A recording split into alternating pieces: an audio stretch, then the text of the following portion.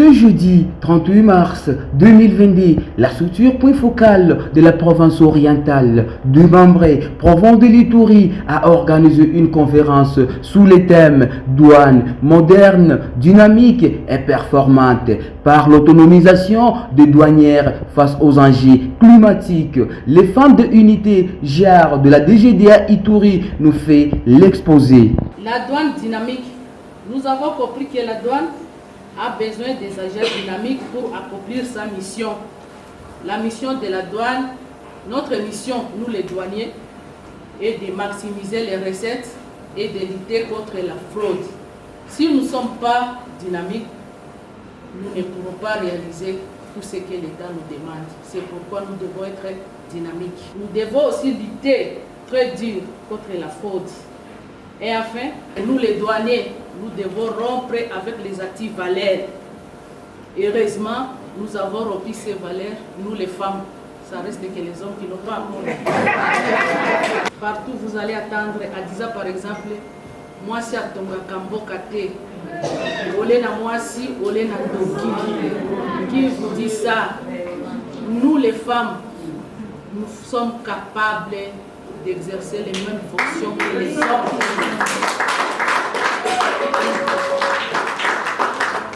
La compétence professionnelle s'est traduite par le chef des femmes douanières, sensibilisatrice des enjeux, problèmes climatiques par la connaissance, la maîtrise des soins, les bons accomplissement de leurs fonctions et par l'effort constant fourni pour améliorer la qualité de leur message.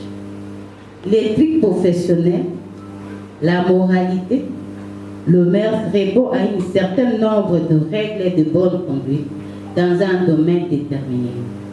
L'éthique professionnelle fait son apparition dans le débat pour la simple raison que les notions de bonne conduite, de morale, appellent à la conscience professionnelle qui y sont évoquées servent de piliers pour la bonne application de la connaissance acquise durant des années afin d'atteindre l'objectif visé.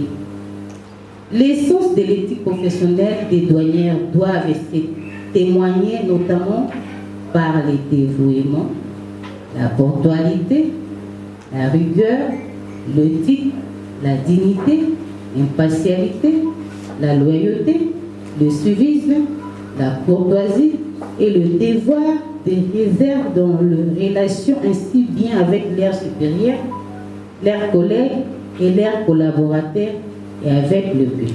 Plusieurs directeurs de différentes régies financières de l'Ituri ont fait part à cette conférence pour promouvoir les JAR et encourager toutes les femmes de la direction générale des douanes et assises à leurs engagements pris. Et je pense que là où les femmes sont, il n'y a pas beaucoup de bruit parce qu'elles savent apporter la paix, elles savent apporter la douceur.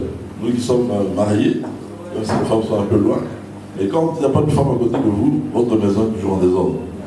Et chaque jour que je lis ce qui se passe, je me dis, si ma femme était là, ça aurait été très bien. Donc en tant que responsable de la DGPI, je vous dis merci.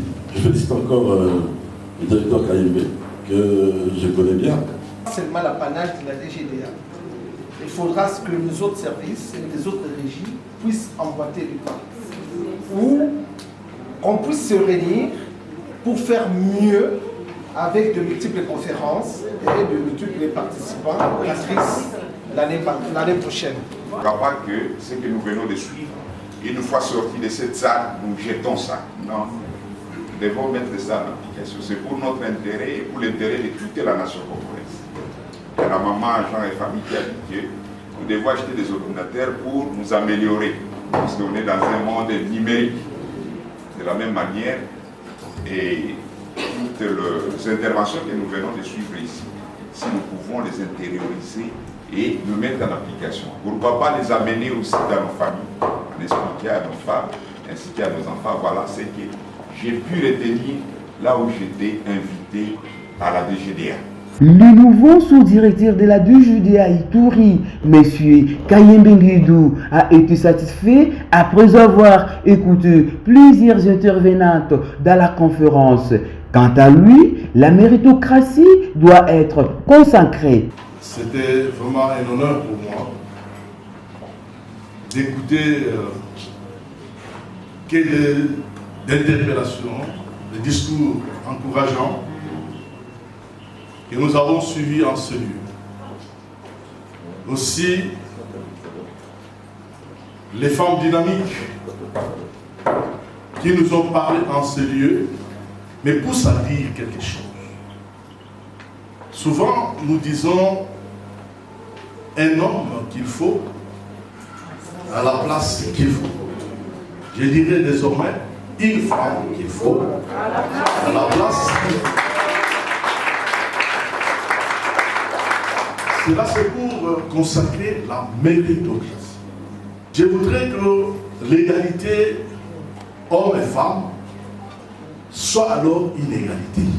Banza Mouima Georges, journaliste de l'investigation dans la région, vous signe ces magazines.